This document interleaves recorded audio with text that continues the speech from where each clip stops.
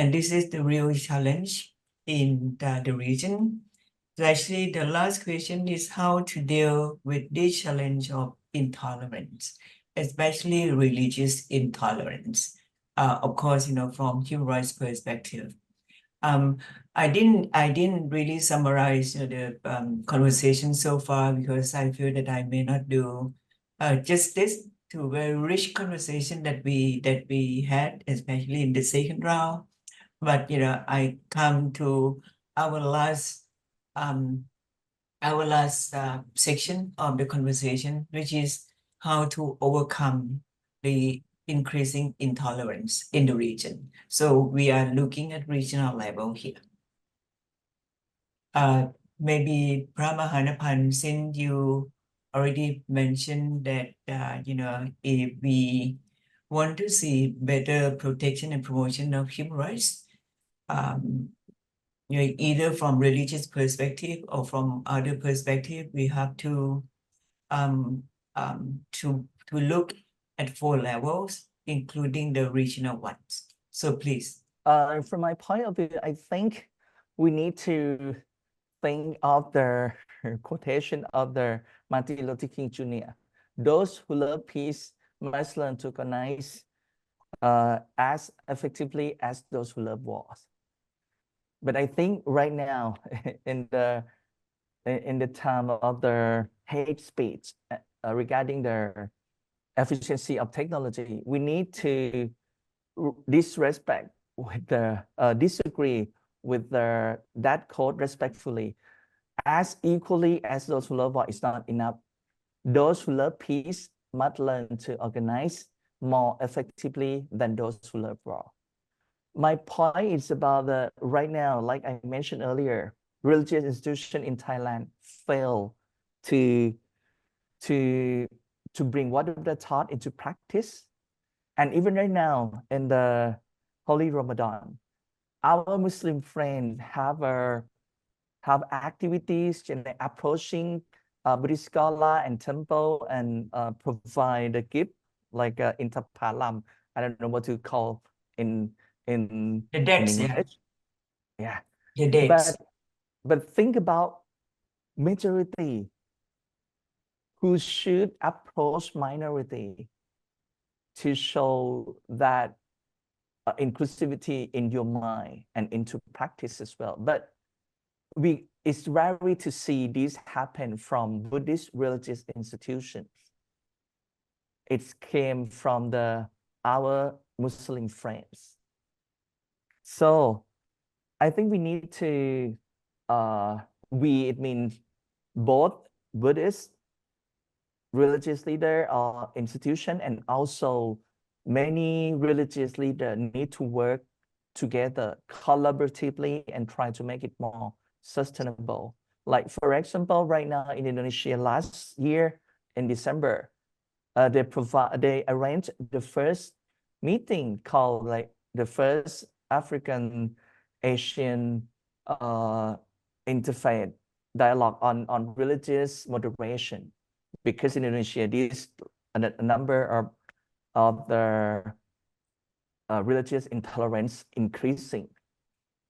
But normally these kind of meetings, when they happen for PR pictures. They have decoration together, the whole hand in hand, we live happily, coexistently, and that's it.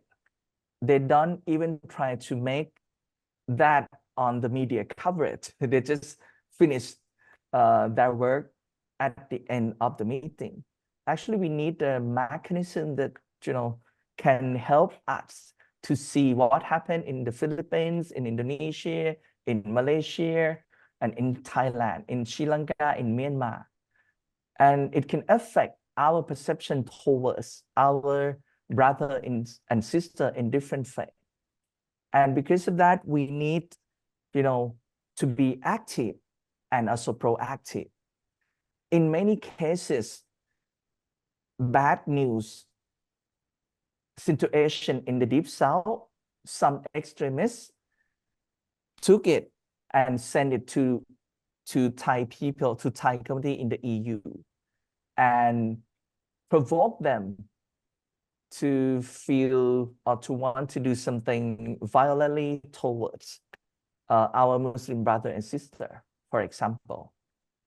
So this kind of thing need to be dealt with more effective mechanism from both sides. Both sides means sometimes, the tension between Muslim and Buddhist, it's quite strong because sometimes it's about the feeling that got manipulated by extremists from both sides. So we need to stand up and speak up together, because hate speech, so many times they spread around among Muslim or among Buddhists. Normally, if we don't work together, we have no idea what the hate speech that is spread around. Because right now, in the closed social media like Line, hate speech spread very effectively. And also on Facebook, but Facebook we can see, but online we have no idea. But to overcome this kind of challenge, I think we need to convince policymakers to see how this kind of the hate speech can damage our societies. Because even right now, so many people try to what they call to write a plea to the National Human Rights Commission regarding human rights of Buddhists got violated in the Deep South. So it means right now human rights should be the concept and the practice that can help people live together happily. But right now, some people try to even weaponize human right, weaponize each other by the concept or by the terminology of human right, which is very scary to me. So in my conclusion, I think we need to understand more the concept of human right, understand more about the context right now, how we can make it work in terms of religion and human right. And the last one, we need to do not just dual track. I think we need multiple tracks: policymaker, practitioners, religious leader, and also ordinary people to work on this together. And now I'm counting on you, Ajahn Siprapa. Again, all right. In terms of academic side. Thank Thank you. you. Thank you, DC. Briefly, how to Oh. overcome the challenge of increasing intolerance in the region? I agree with Venerable Napan just now when he said these interfaith dialogues, sometimes there are limitations to them because they ended up as a photo op events, right? Venerable Napan, you said that. And I'm very happy that you actually mentioned that. And there's another limitation of this kind of events is that they are only attended by people who really want to have a dialogue. Whereas the fundamentalists or the conservative or the extremist groups of these particular religions would not even want to go there. So the people who are dialoguing are the same people who are already good, who are already wanting have harmony or to have tolerance among the diverse societies. So there's this limitation. And of course, when we want to talk about how to mitigate the situation, we have to know what exactly is the problem, right? How and why the increase, instances of intolerance increase. And I think this is because one of the things that caused this is religious nationalism. And religious nationalism is the amalgamation of the loyalty to a person's religion and this particular person's love also for the country. We know that nationalism always have to have an enemy, right? And I've been talking about enemy all the time. This is very political science of me. For nationalism, for example, you would defend your country against something.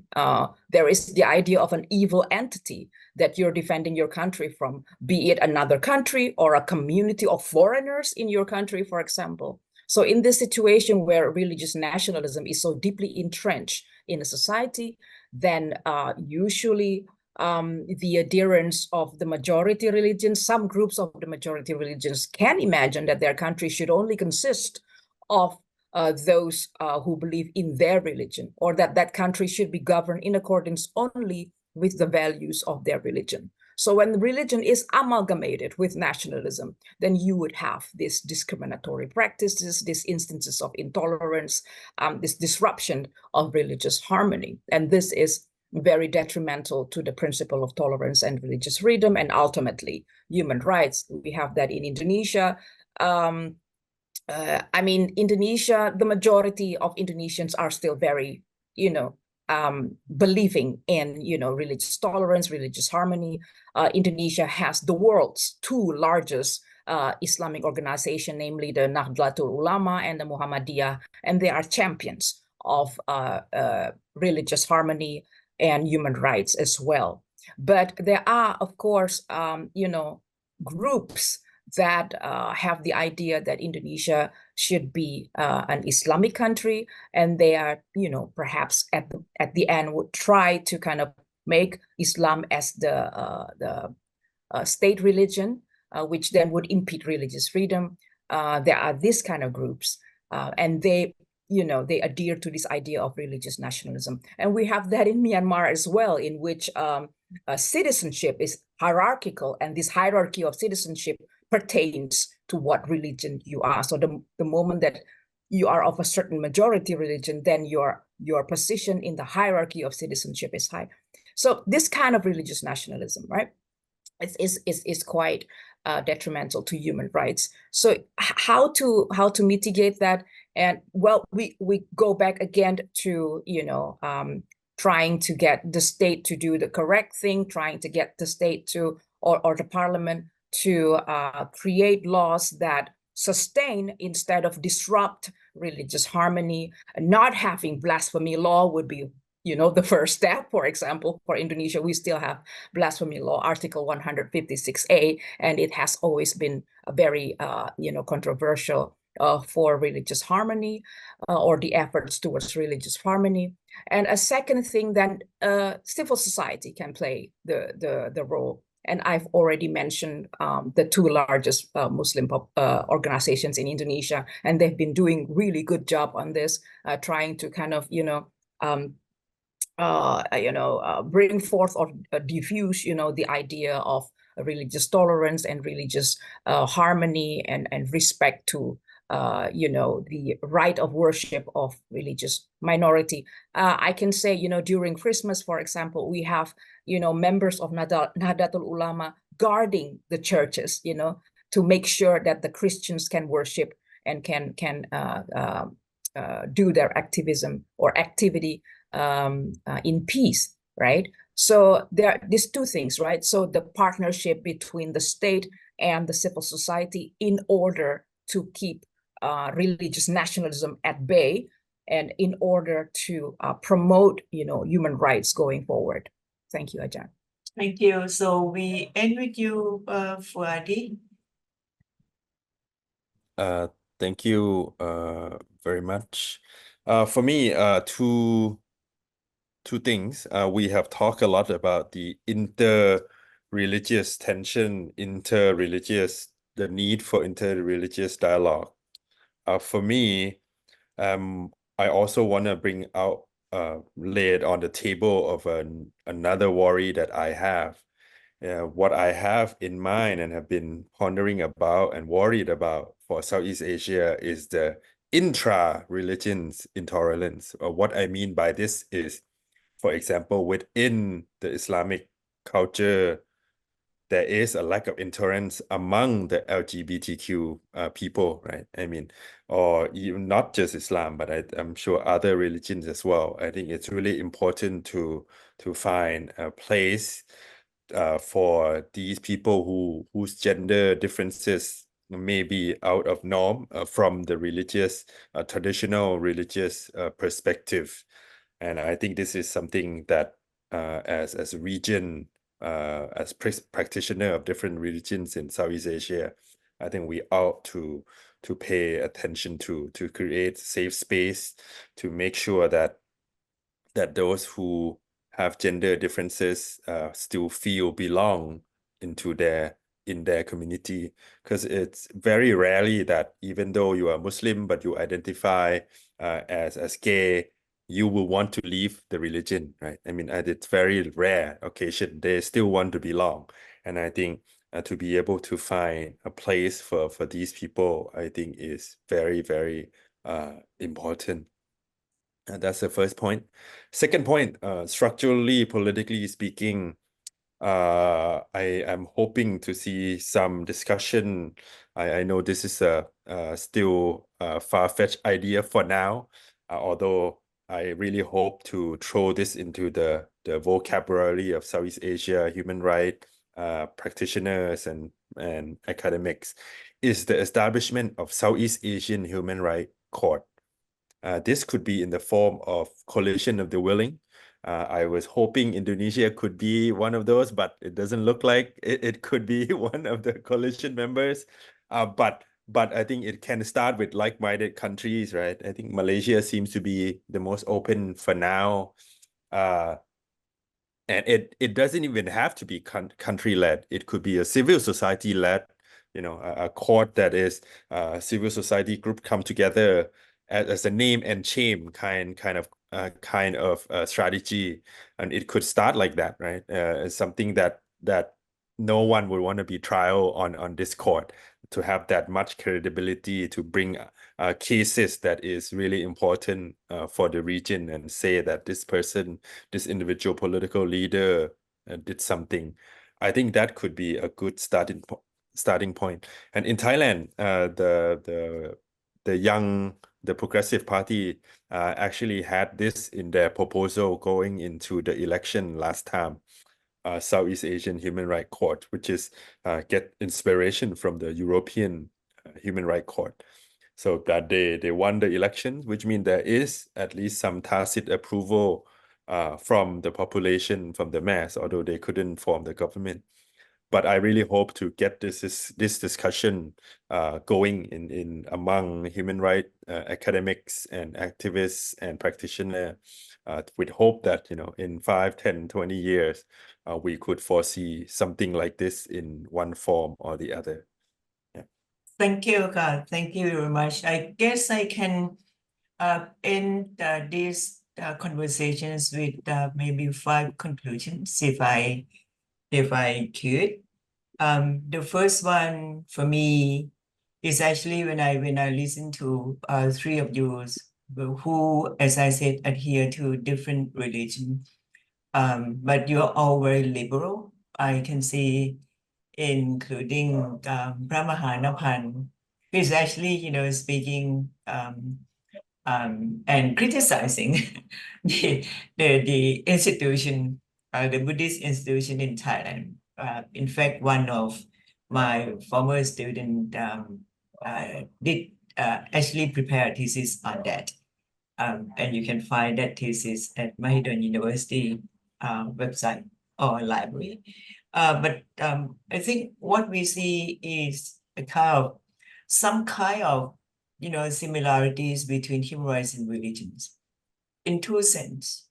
First of all, and I borrow the terminologies used by Napan, text and context, which I think was brought up by Fuadi as well. In terms of text, both human rights and religions are subject to different interpretations. I think that brings a lot of challenges to those adhere to some particular religion. And by religions, we are not just talking about, if we talk about, intolerance, hate speech, or, conflicts, as Fadi mentioned, it's not just between religions, but also intra-religion, that we have to pay more attention to it. So in terms of text is there. The second one, context, as DC start with, that, actually religions are part of culture, and culture is actually changing. A culture is not static. And this is exactly the same as human rights.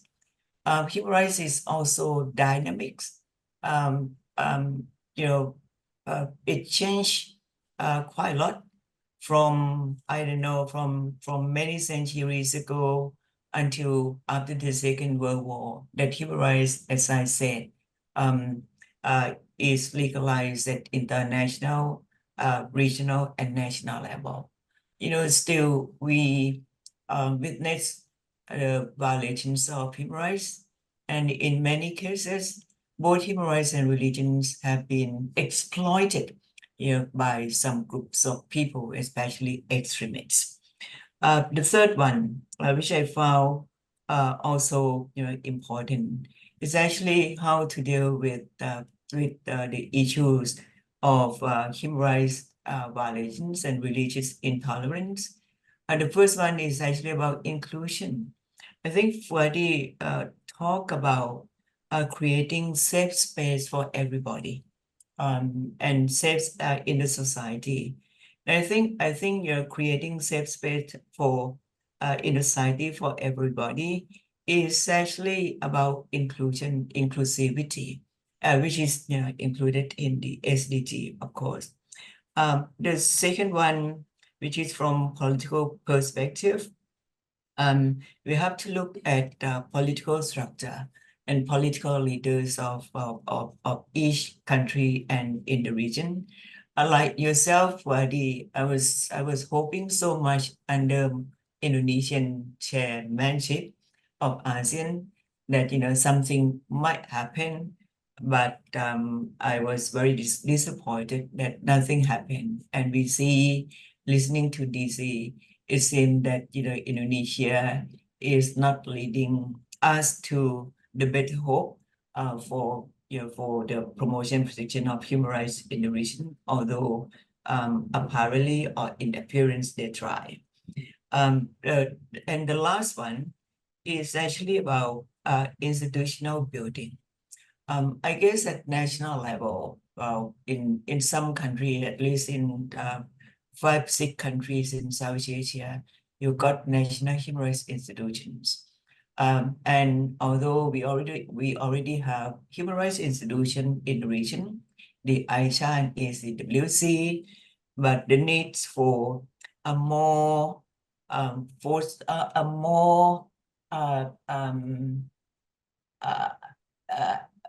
the need for strengthening, let me put it that way, the need for strengthening a regional human rights system is very urgent. We actually start discussing about creation of the Human Rights Court, ASEAN Association Human Rights Court many years ago for the, I think we actually submit a proposal, and we call ASEAN Human Rights agreement, and different formats was proposed. It was, by the way, it was submitted to your late father, Dr. Surin Pitsuwan. And unfortunately, no one picked up. We also, not only we propose a commission, but we also propose Human Rights Court, ASEAN Association Human Rights Court.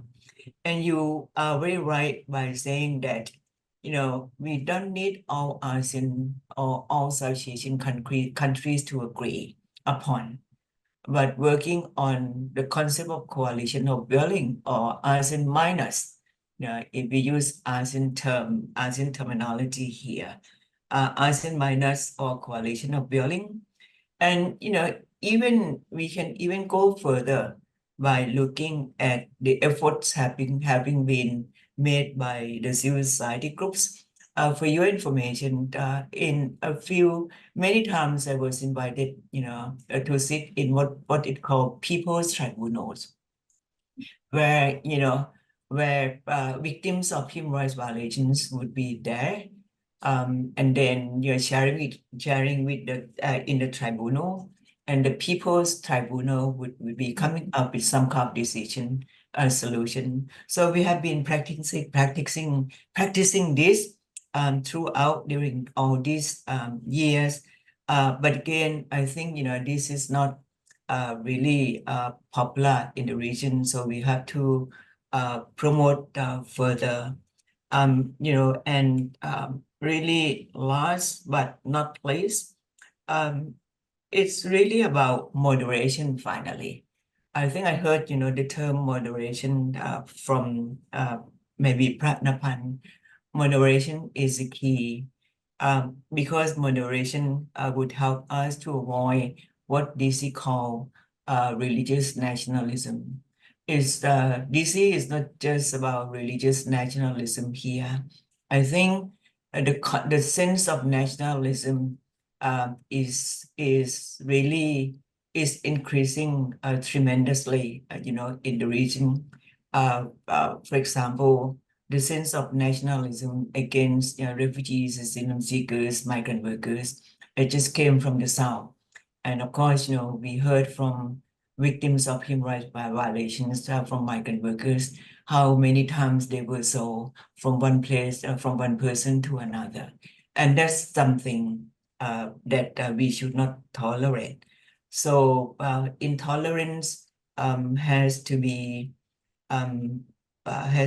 eliminated, and in the same time, we are trying to create, as I said, that the inclusive society, and making sure that intolerance would be disappearing. But I am a dreamer, so when I said intolerance has to be disappearing, as I said, I'm a dreamer, and people tend to say that Ajahn Siprapha is a dreamer. I was dreaming, for example, of an effective human rights system, but don't forget that finally human rights is not only inspiration but aspiration as well. So I aspire, for a better promotion and protection of human rights, either from religious perspective or from many other perspectives.